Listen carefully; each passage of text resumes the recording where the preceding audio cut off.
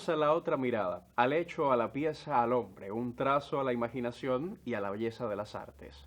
Artemisia Lomi Gentileschi fue una pintora barroca italiana. Su formación artística comenzó en el taller de su padre, el pintor toscano Orazio Gentileschi, uno de los grandes exponentes de la escuela romana de Caravaggio. A ella y a su obra nos referimos hoy en La Otra Mirada.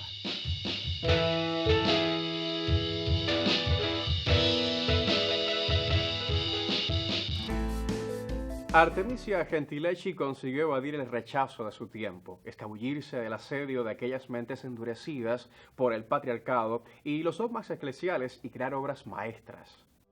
El juicio de Artemisia, arte contra la violencia, Roma, 1611. La ciudad todavía dormía cuando Artemisia entró al estudio. Tenía 17 años, los dedos manchados de óleo, los ojos inflamados por la falta de sueño. Pero no importaba. Pintar era lo único que la mantenía viva, no libre, viva.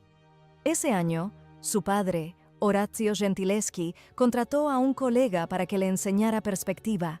Se llamaba Agostino Tassi, un pintor menor, pero con conexiones en la corte papal. Caravagista mediocre, adulador profesional.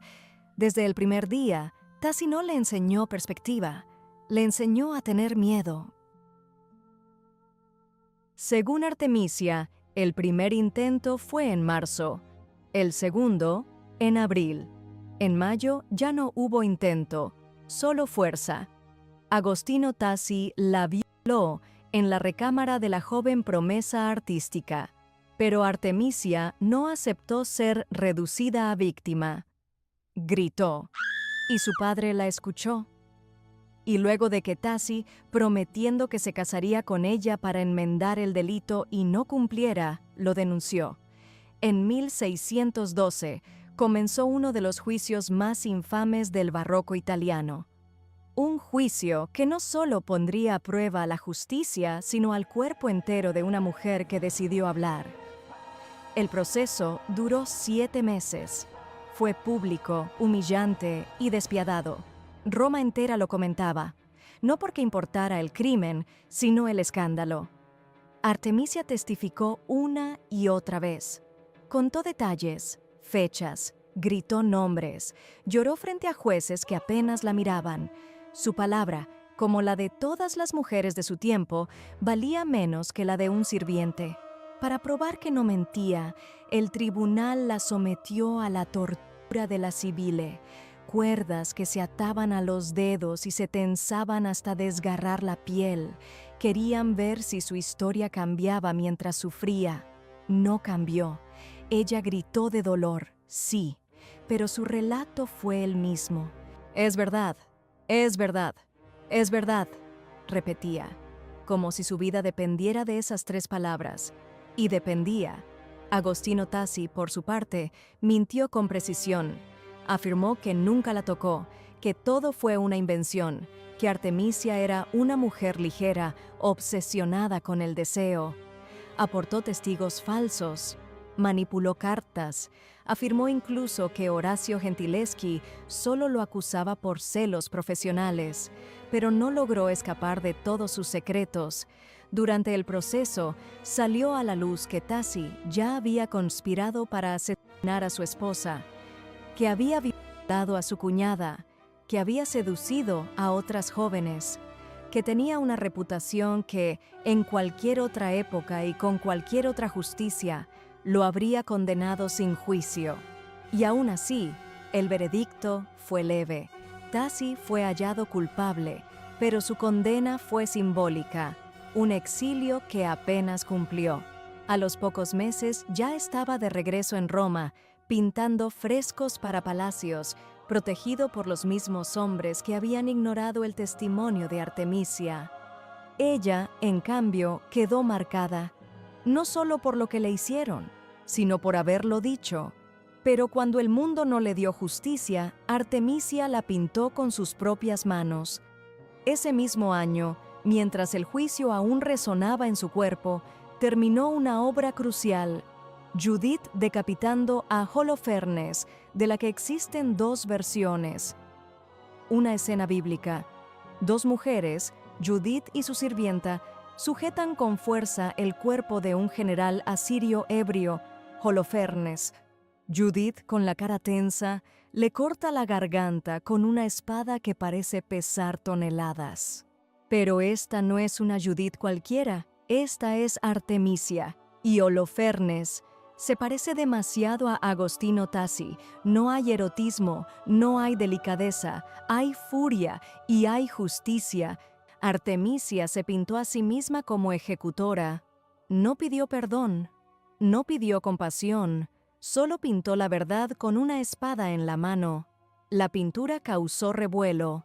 Algunos la admiraban con morbo, otros la rechazaban por violenta e impropia de una dama, pero lo que nadie podía negar era el talento. Artemisia tenía algo que no se podía enseñar, la capacidad de usar el arte como testimonio, como declaración, como arma.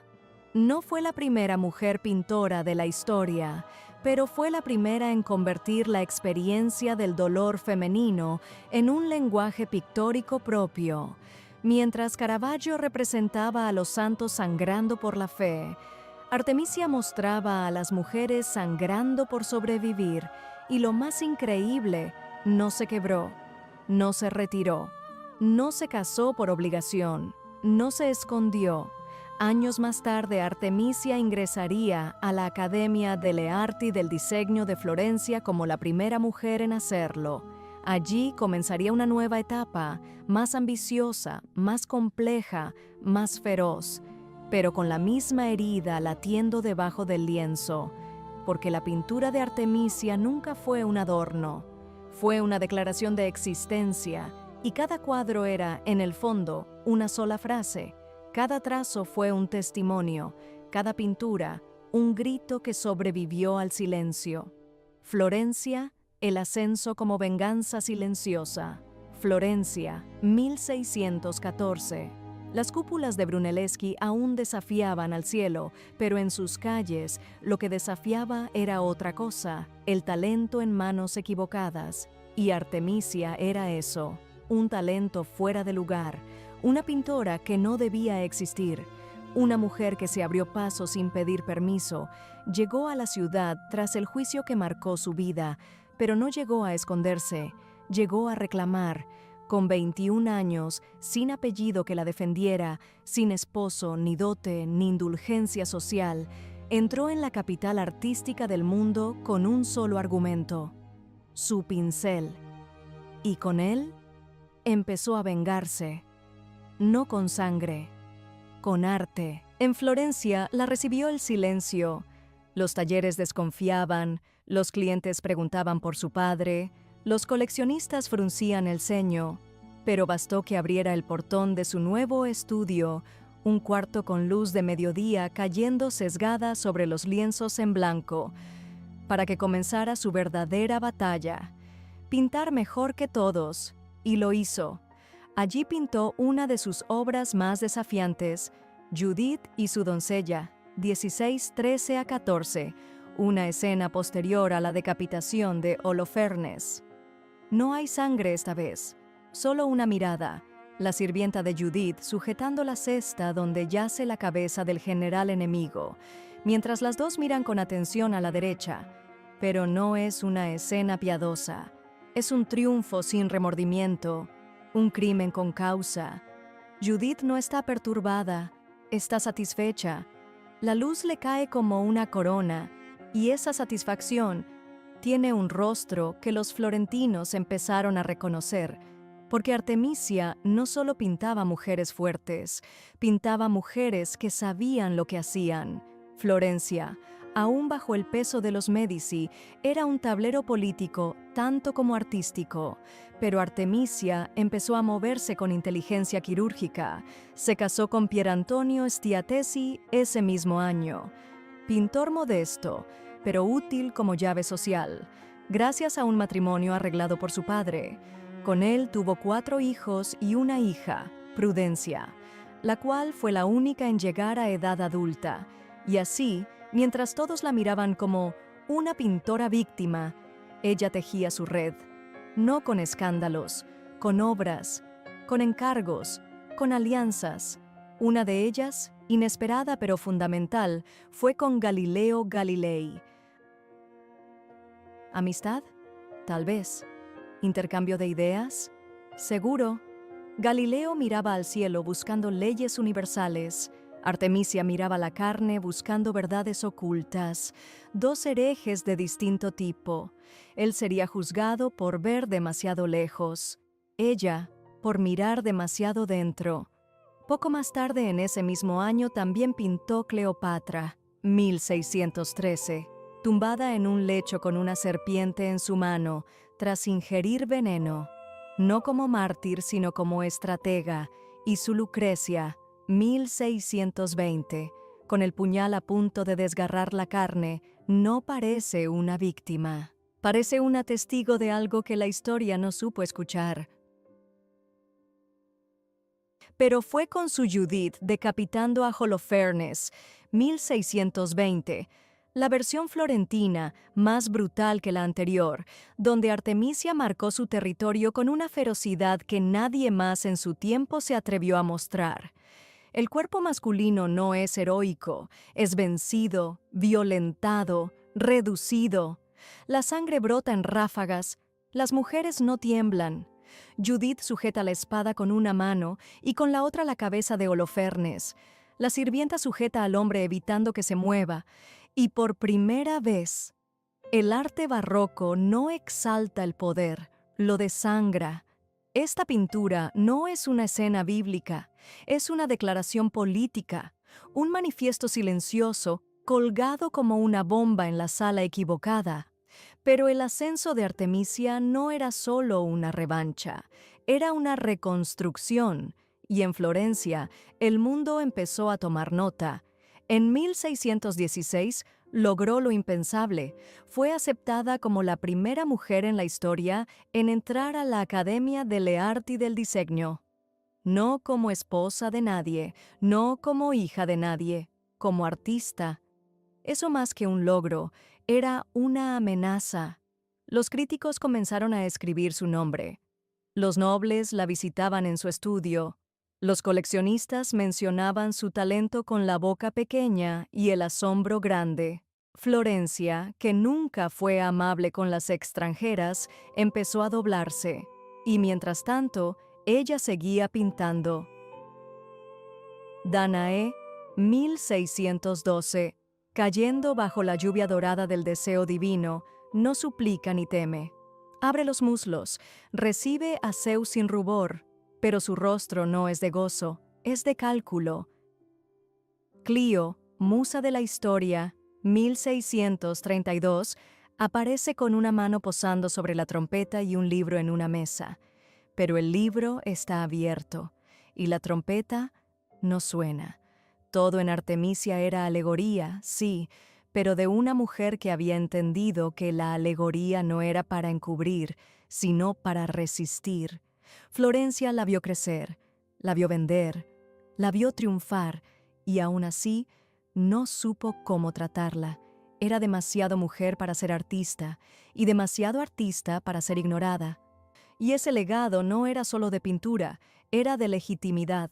Artemisia ya no era la muchacha viva en Roma, era la pintora que, en la ciudad de Miguel Ángel, se había ganado un nombre con cada trazo. El precio de la resistencia. Artemisia ya no quería jugar con las reglas de nadie. Después de años de crítica, rechazo y exposición pública, por primera vez, su nombre fue reconocido sin un apellido masculino detrás. Ingresó a la Academia delle Arti del Disegno. Y en ese nuevo entorno, Artemisia dejó de defenderse y comenzó a expandirse. Retrató a figuras bíblicas con una mirada distinta. Judith ya no era símbolo de venganza, era una estrategia, un acto de inteligencia. Lo muestra con pincel aún más decidido. Judith no está horrorizada, no hay duda en sus ojos, mira el cadáver y lo mira con determinación. Esa pintura no representa una escena, representa una convicción. La justicia no necesita permiso. Florencia también le permitió brillar en salones cultos. Frecuentó a Galileo Galilei, que admiraba su técnica, escribió cartas a nobles y cardenales, obtuvo el mecenazgo de Cosme II de Médici, y fue en esa época donde quizás logró lo más impensado, la libertad de elegir. Pero todo precio tiene su reverso: rechazo, rivalidades y desgaste. La fama de Artemisia crecía, y con ella el murmullo. Muchos artistas de la época la miraban con recelo. «No puede pintar así sin ayuda», decían. La acusaban de usar asistentes, de copiar, de ser solo rostro. Ella respondió como siempre, con obra, pero el desgaste empezó a notarse. Su pintura se volvió más rápida, más comercial. Los encargos se multiplicaban, pero algo se perdía: la furia original. En Lucrecia, la figura femenina ya no grita. Se prepara para el suicidio, sí, pero sin dramatismo, con resignación, como si la violencia ya no sorprendiera, solo se repitiera. Y es allí donde aparece el verdadero drama de su vida adulta. La aceptación no borra la herida, la maquilla. Artemisia se volvió célebre, pero pagó con cada pincelada el precio de esa visibilidad. El retorno a Roma y la sombra del olvido. En 1621 se traslada a Nápoles. Allí pinta sin descanso, trabaja por encargo, forma taller, sostiene su apellido como bandera, pero Roma vuelve, no como lugar, sino como ruido. Cartas circulan, críticos insinúan que ya no es la misma, que su arte se ha domesticado, y aunque regresa a Roma, ya nada es como antes. El escándalo se ha disuelto, pero también la llama. Sus antiguos detractores ahora la ignoran, y eso duele más. Últimos años, la artista sin tumba. La peste asola Europa. La economía colapsa, los encargos menguan, Artemisia envejece, pinta para sobrevivir, no para romper. Aún firma sus obras con orgullo, pero su nombre se disuelve en un siglo que cambia de gustos. En 1652, su última carta registrada desaparece. No hay acta de defunción, no hay tumba, únicamente conjeturas. Murió probablemente en Nápoles. Probablemente sola, sin fortuna, sin honores, sin venganza, pero dejó algo que ninguna lápida puede contener: una obra que no se somete, una historia que incomoda, una vida que no pidió, ardió y no se disculpó. Artemisia no tuvo discípulos formales, ni escuela, ni herencia directa, pero su fuego saltó siglos. Y hoy su legado se enciende cada vez que una mujer pinta sin pedir permiso, cada vez que alguien nombra lo innombrable, cada vez que una artista se niega a sonreír por cortesía, porque Artemisia, además de ser una pintora, fue la prueba de que el arte también puede ser supervivencia. Y el silencio que rodeó su final es el mismo que hoy se quiebra con cada nueva mirada. El eco moderno de Artemisia: redescubrimiento, legado y justicia tardía. Durante siglos, su firma dormía bajo el polvo del olvido. Artemisia Gentileschi, la pintora que denunció con pinceles lo que otros callaban con miedo, fue reducida al pie de página de los libros. Una rareza, un hombre exótico en catálogos barrocos, una mujer escandalosa que algunos coleccionistas compraban más por curiosidad que por convicción. Pero el tiempo, como la verdad, tiene sus formas de volver, y Artemisia volvió. Década de 1970. Mientras el mundo ardía entre revoluciones sociales, los movimientos feministas alzaban la voz también en la historia del arte. Un nombre resurgió entre archivos y biografías masculinas: una artista que había pintado cuerpos femeninos con dignidad, fuerza y furia. No musas, no vírgenes, no adornos, heroínas, sobrevivientes, mujeres con cuchillos en la mano. Fue la historiadora Mary Garrard quien encendió la llama con su ensayo Artemisia Gentileschi, The Image of the Female Hero in Italian Baroque Art, 1989. Allí, por primera vez en voz académica, se trazó una línea directa entre la biografía de Artemisia y el poder simbólico de sus obras.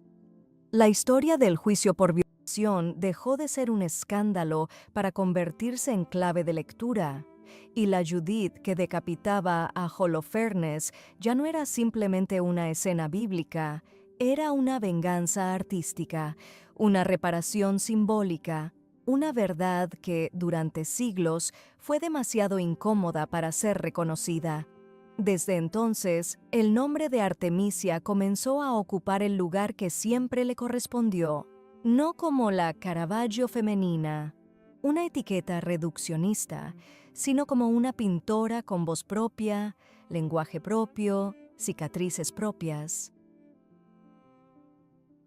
Museos y exposiciones comenzaron a reparar la omisión.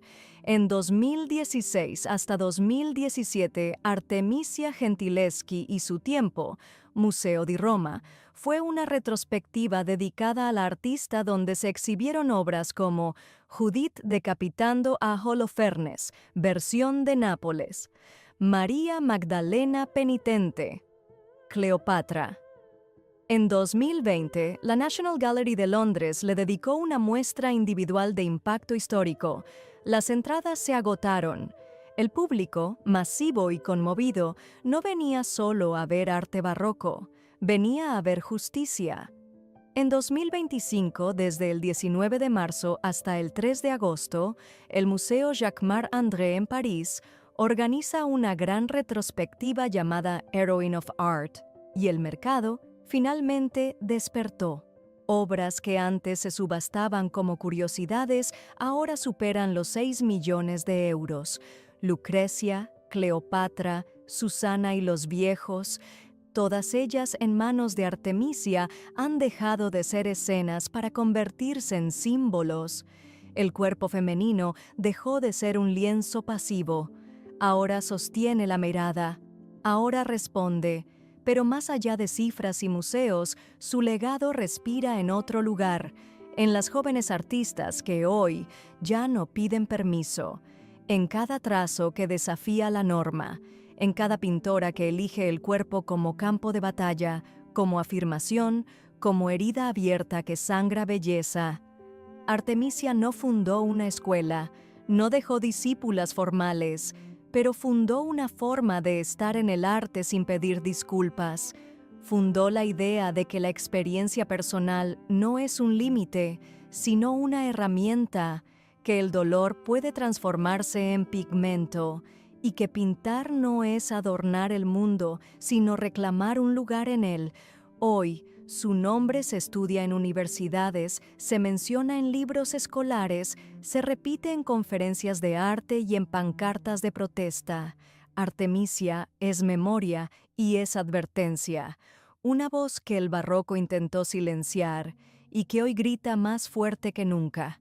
Cuando la National Gallery de Londres compró su autorretrato en 2018 por 3,6 millones de libras, el titular fue claro: por fin, Artemisia regresa al lugar del que nunca debió ser expulsada. Pero tal vez el lugar de Artemisia no sea un pedestal. Tal vez no pertenezca al mármol de los museos. Tal vez su obra, como su vida, esté destinada a otro tipo de espacio, uno donde el arte incomode, cuestione, sacuda, donde la belleza no sea lo contrario del dolor, sino su traducción, en tiempos donde la imagen se edulcora, donde la historia se edita, donde la voz femenina aún lucha por no ser interrumpida. Artemisia nos ofrece una posibilidad más valiente, la de mirar de frente, la de no cerrar los ojos, la de pintar, aun cuando duele. Tras ser prohibida, agredida y traicionada, la pintora italiana Artemisia Gentileschi desarrolló una de las carreras más impresionantes en las artes visuales de su época. Siglos después, el movimiento feminista la reivindicó.